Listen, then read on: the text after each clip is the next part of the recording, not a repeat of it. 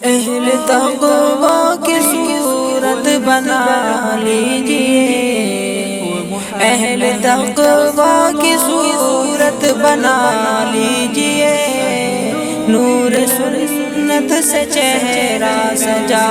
لیجئے، اہل تقویٰ کی صورت بنا لیجئے۔ سامعین و سامعات، السلام علیکم ورحمۃ اللہ وبرکاتہ۔ ہمارے ساتھ ٹیلی فون لائن پر ہیں معروف عالم دین ڈاکٹر مولانا نجیب قاسمی۔ مولانا متعدد کتابوں کے مصنف ہیں اور دسیوں، روزناموں اور مجلات و رسائل میں اپنی دینی تحریروں کے لیے اچھی شہرت رکھتے ہیں۔ خیر مقدم کرتا ہوں میں اپنی طرف سے اور اپنے تمام سامعین و سامعات کی جانب سے ڈاکٹر مولانا نجیب قاسمی صاحب کا السلام علیکم۔ وعلیکم السلام ورحمۃ اللہ وبرکاتہ۔ میں بھی آپ کے توسط سے تمام سامعین کا استقبال کرتا ہوں۔ ڈاکٹر نجیب قاسمی، ابھی ہم نے 2019 کو الوداع کہا ہے اور 2020 کا استقبال کر رہے ہیں۔ اہل ایمان کی خوبی ہوتی ہے، خصوصیت ہوتی ہے کہ وہ گزشتہ کل کے حوالے سے اپنا احتساب کرتے ہیں، دیکھتے ہیں کہ ہمیں کیا کرنا چاہیے تھا اور ہم نے نہیں کیا،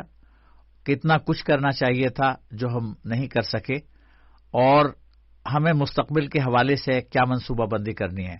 تو سامعین سب سے پہلے تو یہ جاننا چاہیں گے کہ 2019 کے حوالے سے آپ احتساب کی بابت فرزندان اسلام کو، بناتے اسلام کو کیا مشورہ دیں گے؟ میں اپنے دینی بھائیوں سے یہ درخواست کروں گا کہ ہم سب کا یہ ایمان ہے جی کہ ہمیں اپنی زندگی کا حساب اپنے خالق کو، مالک و رازق کو دینا ہے، جی، جو ہماری شہرت سے بھی زیادہ قریب ہے، جی،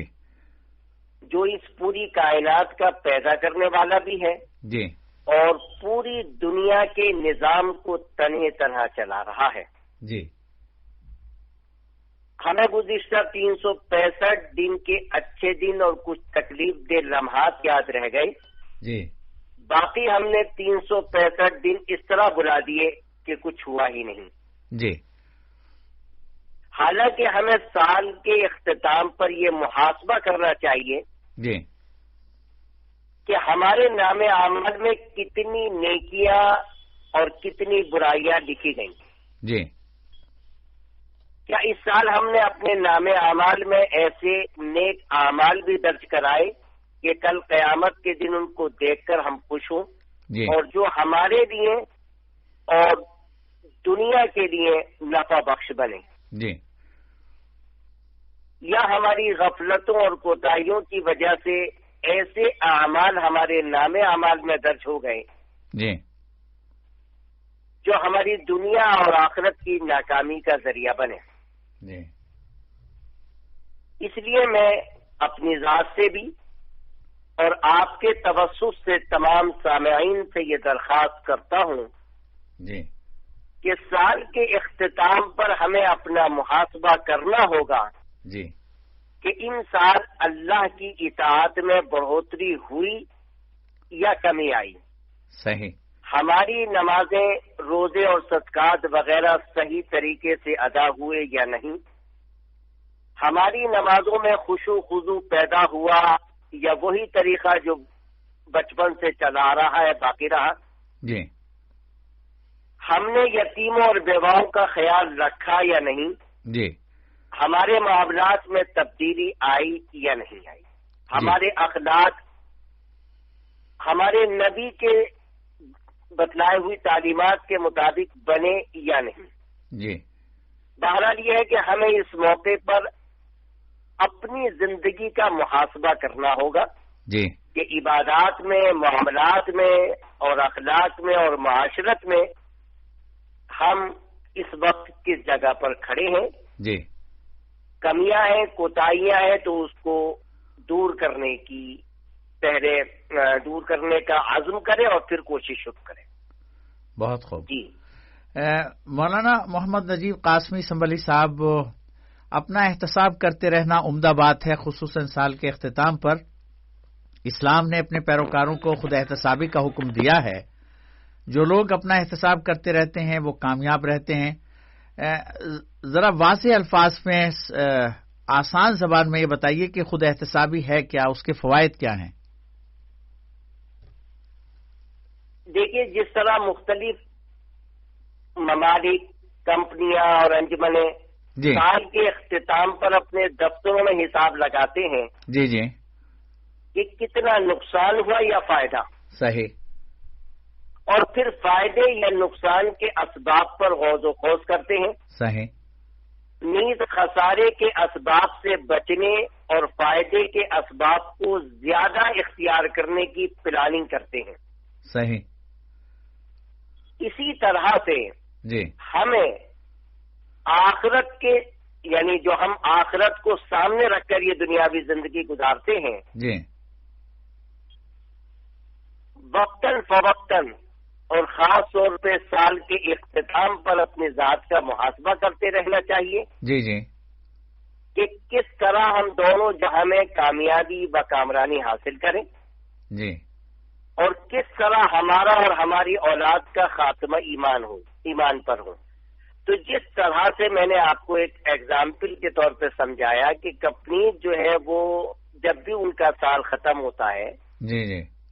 اپنا محاسبہ کرتی ہیں، جی اور اگر کوئی نقصان ہوتا ہے تو اس کی تلافی کی کوشش کرتی ہیں، جی فائدے ہوتے ہیں تو اس میں مزید فائدے حاصل کرنے کی کوششیں کی جاتی ہیں۔ جی اسی طرح سے ہمیں بھی وقتاً فوقتاً اپنی ذات کا محاسبہ کرنا چاہیے کہ ہم صحیح رخ پر، صحیح ڈائریکشن پر چل رہے ہیں یا نہیں۔ اگر نہیں چل رہے ہیں تو اس موقع پر ہم یہ عزم کریں، ارادہ کریں، اللہ سے مانگیں کہ ہماری منزل جو ہے وہ صحیح بن جائے۔ بہت خوب۔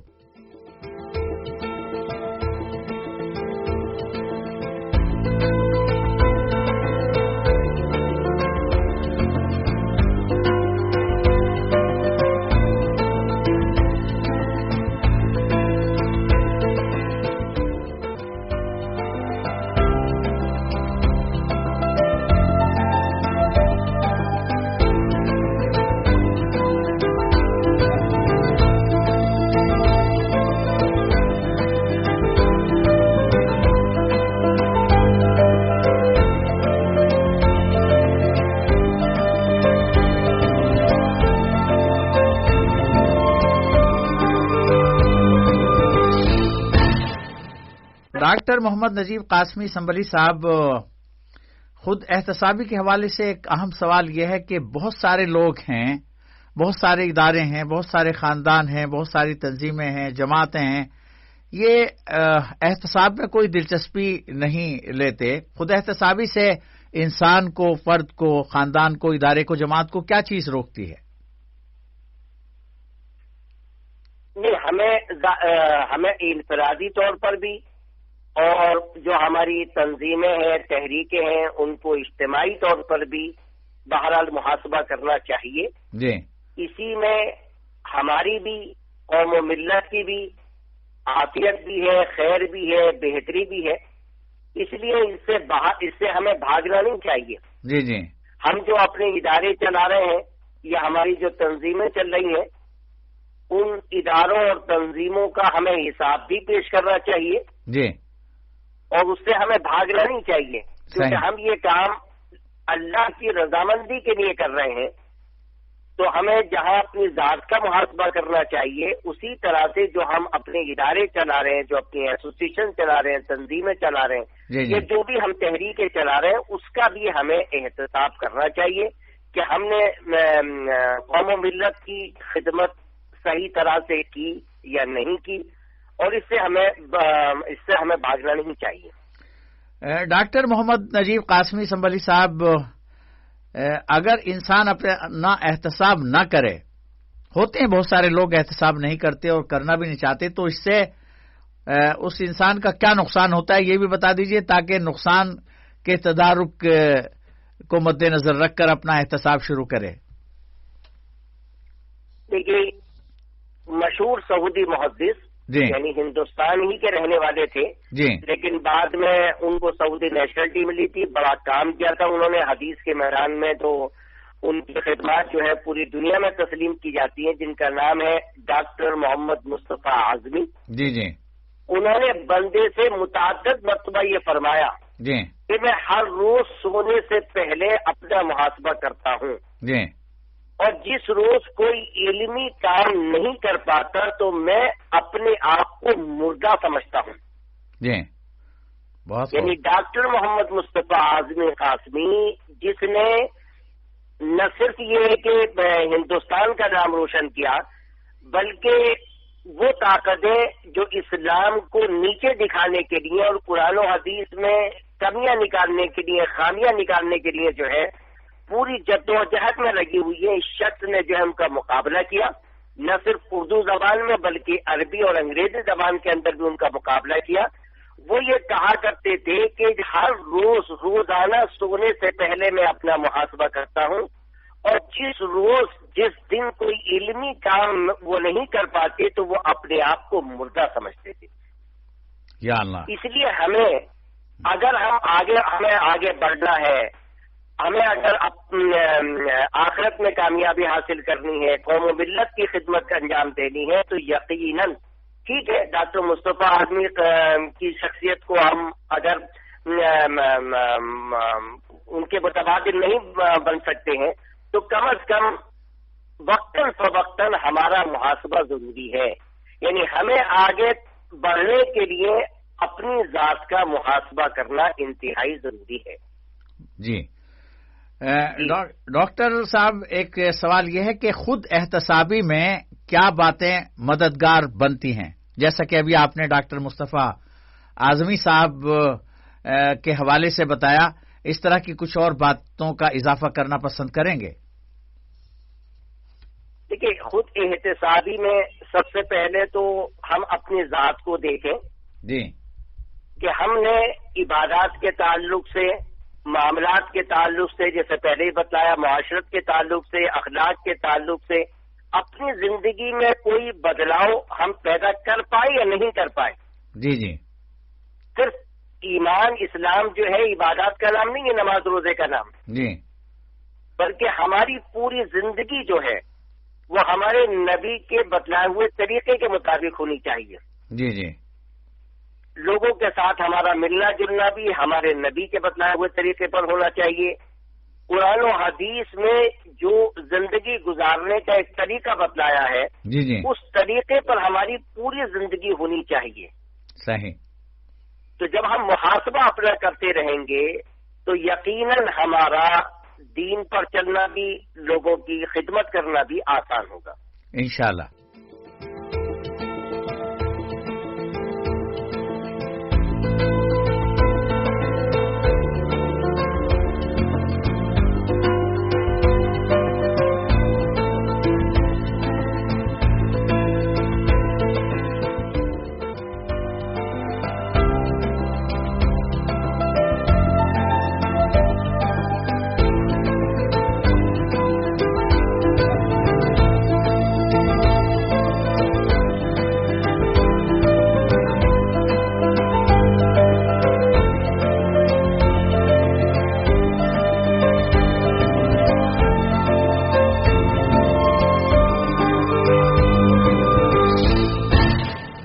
ڈاکٹر محمد نجیب قاسمی صاحب,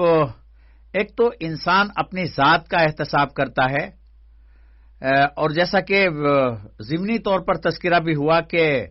ادارے بھی ہوتے ہیں, تنظیمیں بھی ہوتی ہیں, ریاستیں بھی ہوتی ہیں اور پوری امت بھی ہوتی ہے, تو اداروں, تنظیموں اور ریاستوں کے احتساب سے متعلق مزید کیا کہنا پسند کریں گے آپ؟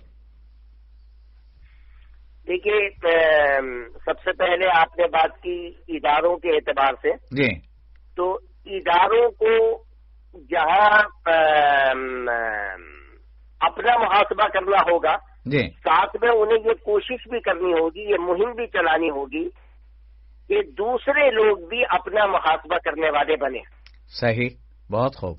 بہت اچھی بات ہے. یعنی ان کو اس بات پر آمادہ کیا جائے کہ وہ وقتاً فوقتاً اپنی ذات کا محاسبہ کریں جی کہ وہ نماز روزے کے پابند ہیں نہیں ہیں، قرآن کی تلاوت کر رہے ہیں یا نہیں کر رہے ہیں، اور صرف حلال روزی پر اکتفا کیا جائے، اس کی تحریک چلائی جائے، جی کیونکہ اس وقت جو ہے یہ ایک بہت بڑا ایشو ہے۔ جی لوگوں نے حرام روزی کو بالکل اس طرح سمجھ لیا ہے کہ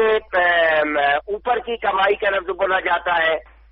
یا مثال کے طور پہ اگر کسی کا رشتہ ہونے کی بات ہوتی ہے تو کہا جاتا ہے اس کی تنخواہ تو 10,000 ہے لیکن اوپر سے پڑتے ہیں 50,000 روپے۔ جی جی جی جی صحیح کہہ تو رہے ہیں۔ ہمیں جو ہے اپنے معاشرے کے اندر یہ بات پیدا کرنی ہوگی کہ وہ صرف حلال روزی پر اکتفا کرے، خواہ بظاہر کم ہی کیوں نہ ہو۔ جی اسی طرح اس وقت جو ہے ٹی وی اور انٹرنیٹ کا زمانہ ہے، جی تو ہم انٹرنیٹ یا ٹی وی کو حرام کرنے کے بجائے، یعنی اس پر فتویٰ لگانے کے بجائے، چونکہ اب جو موجودہ دور ہے اس میں موبائل سے، ٹی وی سے، انٹرنیٹ سے، نئی ٹیکنالوجی سے ہم اپنی نئی نسل کو نہیں روک سکتے ہیں، جی تو ہمیں ضرورت ہوگی، اور خاص طور پہ جو آپ نے سوال کیا تھا کہ تنظیمیں اور تحریکوں کو ضرورت ہے اس بات کی کہ اس کا صحیح استعمال جو ہے وہ نئی نسل تک پہنچائیں، جی جی یعنی اس نئی ٹیکنالوجی سے ہم بھاگے نہیں بلکہ اسی کے ذریعے سے جو ہے وہ لوگوں کو دین اسلام کا پیغام پہنچائے۔ جی جی تو خود احتسابی میں یہ بات بھی ہونی چاہیے جی کہ جو کام اس وقت قوم و ملت کے لیے زیادہ مفید ہے، جی ہماری تنظیمیں اس میں آگے بڑھ کر آئیں اور لوگوں کی ضرورت کو دیکھیں۔ اگر ہم 2019 میں یا 18 میں یا 17 میں کام نہیں کر سکے ہیں تو عزم کریں کہ ہم انشاءاللہ العزیز ہر میدان سے، خاص طور پہ یہ نئی ٹیکنالوجی سے جو ہے جی دین اسلام کی خدمت کریں گے۔ جی اچھا، ڈاکٹر جہاں تک ریاستوں کا تعلق ہے، جی آپ نے ایک بات اور پوچھی تھی ریاستوں کی۔ جی بالکل صحیح۔ اب ظاہر ہے کہ اس وقت جتنی بھی ریاستیں ہیں وہ نہ چاہتے ہوئے بھی میں نے یہ بات کہنی پڑتی ہے کہ وہ اپنے دنیاوی اغراض و مقاصد کو زیادہ دیکھتے ہیں۔ جی قوم و ملت کا فائدہ جس میں ہو عموماً اس کو یا تو کم دیکھتے ہیں یا نظر انداز کر دیتے ہیں۔ جی بہرحال آپ کے توسط سے میں ذمہ داروں سے یہ درخواست کروں گا جی کہ وہ قوم و ملت کی خدمت کے جذبے کو اوپر رکھیں۔ مثال کے طور پہ جی ہم اگر اسکول چلا رہے ہیں تو اسکول سے آمدنی تو یقینی ہے، جی بہت اچھا کاروبار بھی ہے، بزنس بھی ہے، جی جی لیکن اس کاروبار کو اگر ہم خدمت کے جذبے سے کریں گے صحیح تو کاروبار بھی ہوا اور یہ خدمت بھی ہوئی۔ اسی طرح سے ریاستوں کے ذمہ دار بھی اگر خدمت کا جذبہ بھی ساتھ میں رکھ لیں جی تو انشاءاللہ العزیز ان کو ڈبل فائدہ ہوگا۔ حکومت اور ریاست بھی ان کے ہاتھ میں رہے گی اور اس کے ذریعے سے لوگوں کی زیادہ سے زیادہ خدمت کی جا سکتی ہے۔ صحیح۔ امت کے احتساب کے حوالے سے کیا فرمائیں گے؟ بھائی اس وقت جو امت مسلمہ ہے جی ہر جگہ یقیناً پریشان ہے، جی کوئی بھی علاقہ ایسا نہیں ہے کہ جہاں پر مسلمانوں پر حالات نہ آئے ہوئے ہوں۔ جی تو سب سے پہلے تو ہم جو بھی حالات آئے اس پر ہم صبر بھی کریں، جی کیونکہ ہمارا یہ ایمان ہے کہ مسلمان کے اوپر جو بھی حالات آتے ہیں اس پہ صبر کرنے پر بھی اجر ملتا ہے، ثواب ملتا ہے۔ جی یعنی جو پریشانیاں اور دشواریاں مقدر میں ہوتی ہیں ان کو برداشت کرنا بھی ایک دین ہے، جی لیکن صرف صبر کرنے سے کام نہیں بنے گا، جی بلکہ کچھ عمل بھی ہمیں کرنا ہوگا۔ جی جی مثال کے طور پہ اس وقت ہندوستان میں جی کچھ حالات آئے ہوئے ہیں جی جی پی اے اور NRP اور NRC کے ذریعے سے، جی جی تو جہاں ہمیں ان حالات پہ صبر کرنا ہے وہاں ہمیں اس بات کی کوشش بھی کرنی ہے جی اور پلاننگ بھی بنانی ہے کہ جی کس طرح سے ہم اپنے ملک کے دشمنوں کو اور اپنے دشمنوں کو شکست دے سکیں۔ جی تو اس کے لیے ہمیں باقاعدہ پلاننگ بنانی چاہیے، کام کرنا چاہیے۔ جی اس موقع پر جامعہ ملیہ اسلامیہ کے طلباء اور طالبات قابل تعریف ہیں، جی کہ انہوں نے 15-16 دن سے ماشاءاللہ جو ہے وہ اپنا احتجاج رکھا ہوا ہے، مستقل کنٹینیو احتجاج کر رہے ہیں۔ مدارس اسلامیہ سے جو توقعات ہماری تھی،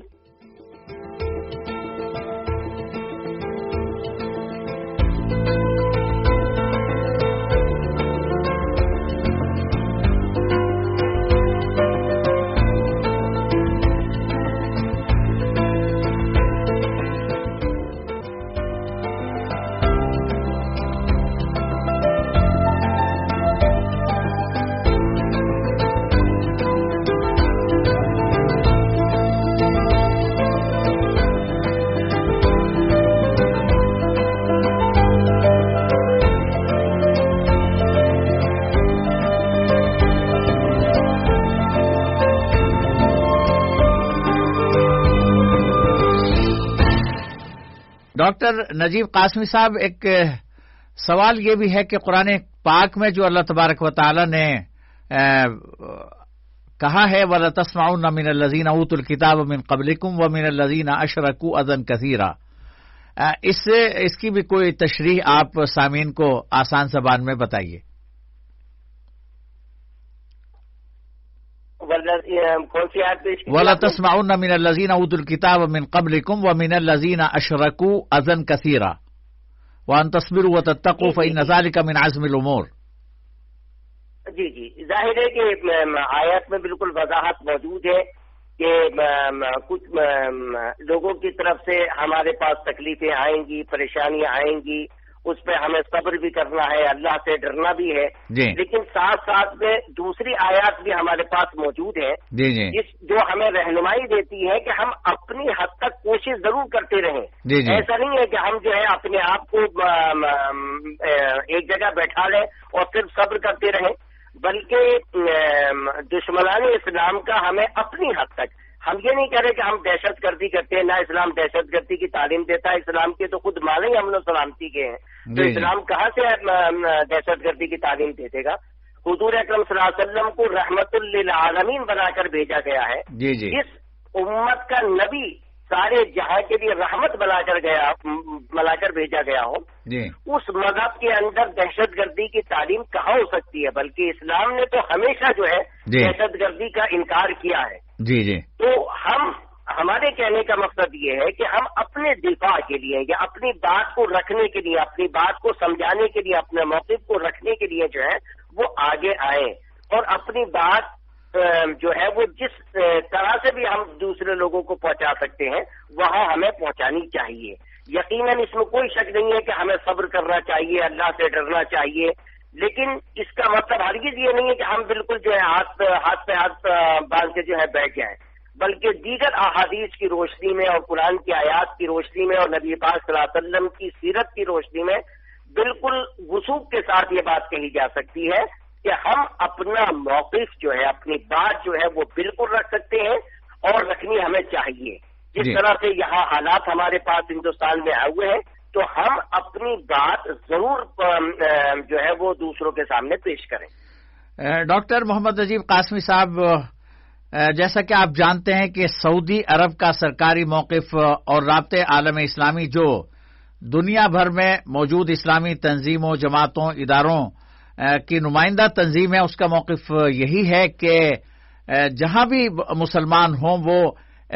اسلام کی شناخت کو برقرار رکھنے کے لیے پرامن جد و جہد جاری رکھیں، اسی کے ساتھ ساتھ جہاں جس ملک میں وہ رہ رہے ہوں اس ملک کے آئین کی اور اس ملک کے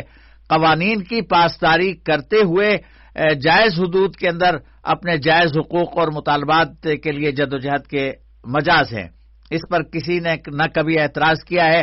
اور نہ اس حوالے سے کبھی کوئی اعتراض کر سکتا ہے۔ اب گفتگو کا سلسلہ آگے بڑھاتے ہیں۔ 2019 کا سورج غروب ہو چکا ہے، یہ بتائیے کہ امت مسلمہ نے 2019 کے دوران کیا پایا، کیا کھویا؟ یقیناً 2019 جو ہے امت سنیما کے لیے انتہائی مصیبتوں والا سال رہا۔ جگہ جگہ جو ہے مسلمانوں کو ستایا گیا، پریشان کیا گیا۔ چین کے مسلمانوں کا آپ حال دیکھ لیجئے، برما کے مسلمانوں کا حال دیکھ لیجئے،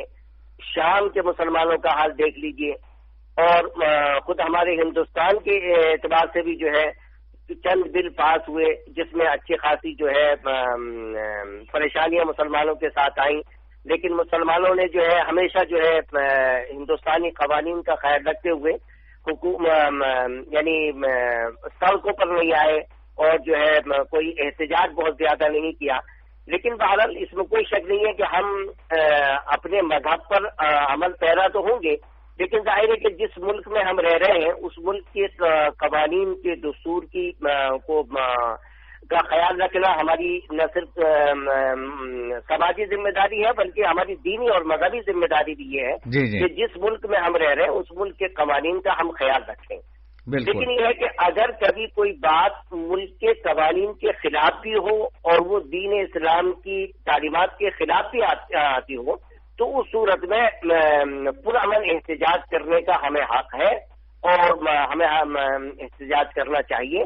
اب جہاں تک بات 2019 کی آپ نے پوچھی تھی، یقیناً جو ہے پوری دنیا میں مسلمانوں پر حالات آئے اور جو ہے جگہ جگہ پر مسلمانوں کو پریشان بھی کیا گیا، لیکن بہرحال 2020 میں ہم یہ توقع رکھتے ہیں اور اللہ سے یہ دعا کرتے ہیں کہ اللہ تعالیٰ جو ہے وہ 2020 جو ہے وہ مسلمانوں کے لیے بہتر بنائے، اور جہاں جہاں بھی مسلمان جس جگہ بھی پریشان ہیں اللہ تعالیٰ غیبی خزانوں سے ان کی مدد فرمائے. ظاہر ہے کہ جس طرح سے ہمیں دعا کرنی ہے دعا بھی کرنی ہوگی. اور ہماری جو بھی تنظیمیں ہیں اور جو بھی حکومتیں ہیں، یقیناً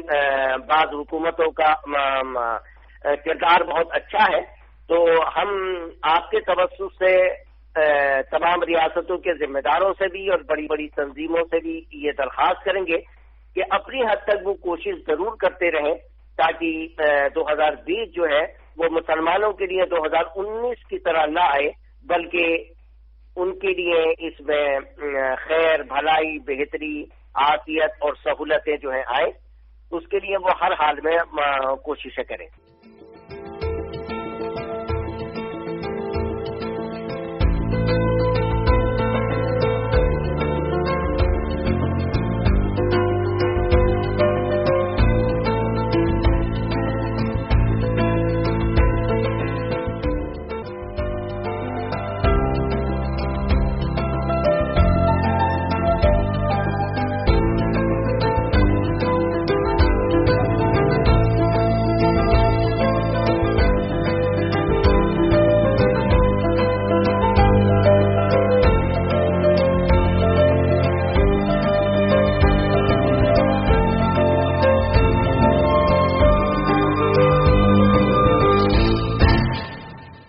ڈاکٹر محمد نجیب قاسمی صاحب، 2020 کے حوالے سے ایک بات یہ عرض کرنی تھی کہ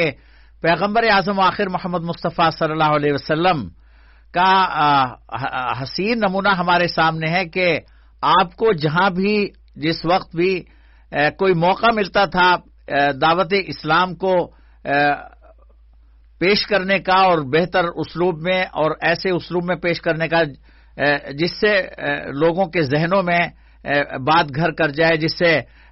اسلام کی بات ان کے دلوں میں پہنچ جائے، وہ ایسا کوئی موقع ہاتھ سے گنواتے نہیں تھے. مختلف میلے لگتے تھے عرب دنیا میں، رسول اللہ صلی اللہ علیہ وسلم ان میں شرکت کر کے بھی اسلام کی دعوت اور اسلام کا پیغام پہنچاتے تھے. یہ جو اسلام فوبیا کی ایک تحریک پوری دنیا کے اندر چلی ہوئی ہے، مشرق میں بھی ہے، مغرب میں بھی ہے، کہیں کم ہے کہیں زیادہ ہے، کبھی بڑھ جاتی ہے کبھی گھٹ جاتی ہے،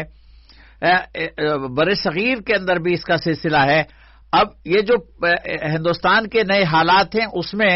ایک خوبصورت بات جو دیکھنے میں آ رہی ہے وہ یہ ہے کہ ہندوستان کے جتنے بھی سیکولر لوگ ہیں، سیکولر فورسز ہیں ہندوستان کی، وہ سب مل جل کر مشترکہ مسائل سے نمٹنے کے لیے مسلمانوں کے شانہ بشانہ سامنے آ رہے ہیں. یہ ایسا خوبصورت موقع ہے جس سے مسلمانان ہند، خاص طور پر ہندوستان کے جو مسلم دانشور ہیں، خاص طور پر ہندوستان کے وہ علماء جن کی حالات حاضرہ پر نظر ہے، وہ اسلام کے مختلف احکام اور مختلف تعلیمات کو، جو پیار اور محبت کی تعلیمات ہیں، رحمت کی تعلیمات ہیں، ان سے آگاہ کرنے کا فائدہ اٹھا سکتے ہیں. اس سلسلے میں آپ کیا روشنی دینا پسند کریں گے؟ بالکل، آپ نے بہت صحیح بات کہی. بڑی فکر کی بات ہے اور تھوڑا افسوس بھی ہوتا ہے کہ مثال کے طور پہ 5 وقت اذان دی جاتی ہے، اذان میں کیا کہا جاتا ہے اس کا پیغام بھی ہم دوسروں تک ابھی تک نہیں پہنچا سکے ہیں۔ جی جی، اگر صرف ہم اذان میں جو بات کہی جاتی ہے وہ بھی غیر مسلمین کو سمجھائیں اور بتائیں کہ اس میں کیا کہا جاتا ہے۔ جی، اسی طرح سے نماز میں جو ہم کچھ پڑھتے ہیں، جی، پہلی بات تو یہ ہے کہ ہمیں خود ہی پتہ نہیں ہوتا، ہم جو ہے اس کو یاد تو کر لیتے ہیں لیکن وہ سمجھ میں نہیں آتا ہمارے، خاص طور پہ یعنی بڑی میجورٹی تو وہی ہے جو اس کو نہیں سمجھ پاتی ہے۔ جی جی، لیکن بہرحال جو نماز میں پڑھا جاتا ہے جی، وہ پیغام بھی اگر ہم غیر مسلمین تک پہنچا دیں جی، تو میں یہ سمجھتا ہوں کہ جو اسلام کے اعتبار سے ان کے اندر ایک خوف یا جو ہے ایک نفرت بیٹھی ہوئی ہے، جی، وہ یقیناً جو ہے وہ محبت میں تبدیل ہو جائے گی۔ صحیح، تو پہلی بات تو یہ ہے کہ وہ جو موٹی موٹی اسلامی تعلیمات ہیں جی، ان کو ہم ہندی زبان میں خاص طور پہ لے کر آئیں۔ جی، ہمارے علماء نے اس پر کام بہت کم کیا ہے۔ جی، انگریزی زبان میں تو اوور آل پوری دنیا میں کام ہونے کی وجہ سے کسی حد تک ہو گیا ہے، جی، لیکن ہندی زبان میں وہ کام نہیں ہو سکا ہے۔ جی، جی، تو ہمیں چاہیے کہ اسلام کے جو پیغامات ہیں،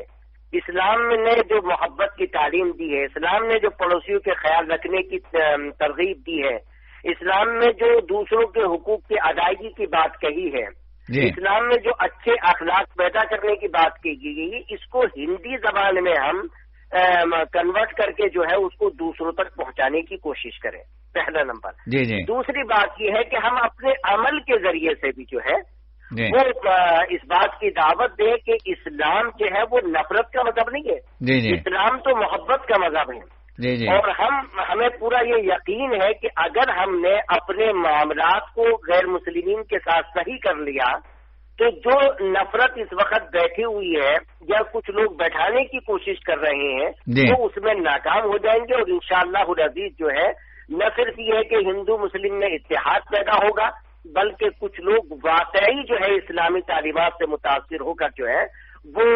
اسلام لے کر آئیں گے اور وہ اپنی آخرت میں جو ہے وہ کامیاب ہونے والے بنیں گے۔ تو 2 پیغام میں آپ کے ذریعے سے 2020 کے دینا چاہتا ہوں جی، جی، کہ ہم جو بھی دینی پیغامات ہیں، ہمارے نبی کی جو تعلیمات ہیں، ہمارے نبی کے جو جوامع الکلم ہیں، جی، جی، یعنی چھوٹی عبارت میں آپ نے بڑی بات کہی ہے۔ جی، مثال کے طور پہ حضور اکرم صلی اللہ علیہ وسلم نے کہا کہ پہلوان وہ شخص نہیں ہے جو دوسروں کو پچھاڑ دے، جی، پہلوان شخص وہ ہے جو غصے کے وقت میں اپنے آپ کو قابو میں رکھے۔ صحیح، تو صحیح، ہمارے نبی کی جو ہمارے نبی کے جو جوامع الکلم ہے، جی، یعنی چھوٹی عبارت میں بڑی بڑی باتیں کہی گئی ہیں، ان کو ہندی زبان میں، گجراتی زبان میں، مختلف زبانوں میں اس کا ترجمہ کر کے ہم دوسروں تک پہنچائیں۔ اور جو دینی بنیادی تعلیمات ہے، جیسے میں نے آپ کو اذان کی مثال بتلائی، جی، جی، اذان کا جو پیغام ہے اگر ہم یہ دوسروں کو بتائیں کہ اللہ اکبر کے صرف یہ معنی ہے کہ اللہ سے سب سے بڑا ہے، صحیح، اس میں ہم کسی کو نہ برا کہتے ہیں نہ کوئی کسی کو ہم گالی دیتے ہیں، اس میں تو ساری اچھائیاں ہیں۔ صرف سلام کے معنی بھی اگر لوگوں کو ہم بتلائیں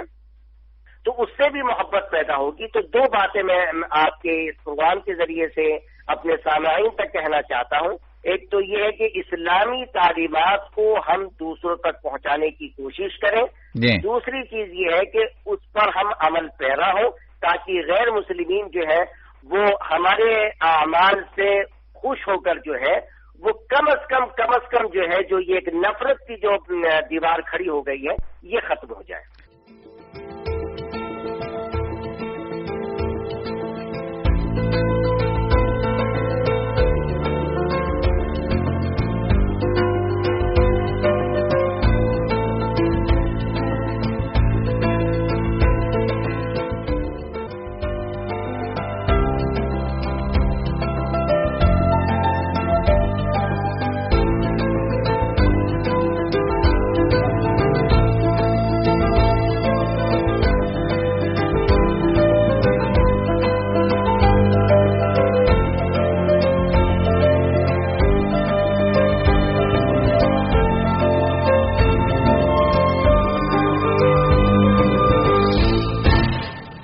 ڈاکٹر محمد نجیب قاسمی صاحب، ایک چیز اور ہے، عام طور پر مسلمانوں سے شکایت یہ ہوتی ہے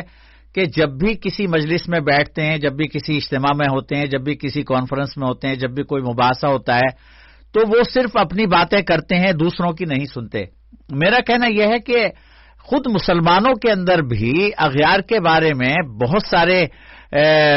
غلط تصورات قائم ہیں۔ اگر گفتگو ہوگی، اگر مکالمہ ہوگا، اگر بات چیت ہوگی تو وہ غلط فہمیاں دور ہوں گی۔ اب جیسا کہ جمع ہو رہے ہیں تو مسلمانوں کو بھی چاہیے کہ جو غیر مسلم حضرات ہیں ان کی سنیں،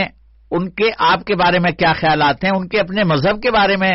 کیا سوچ ہے، ہم ان کے بارے میں صحیح سمجھ رہے ہیں، غلط سمجھ رہے ہیں۔ اگر اس طرح کی گفتگو اس قسم کے مواقع پر چل نکلی تو میں سمجھتا ہوں کہ اس سے محبت اور افہام و تفہیم کا بہت بڑا دروازہ کھل جائے گا۔ آپ کا کیا کہنا ہے؟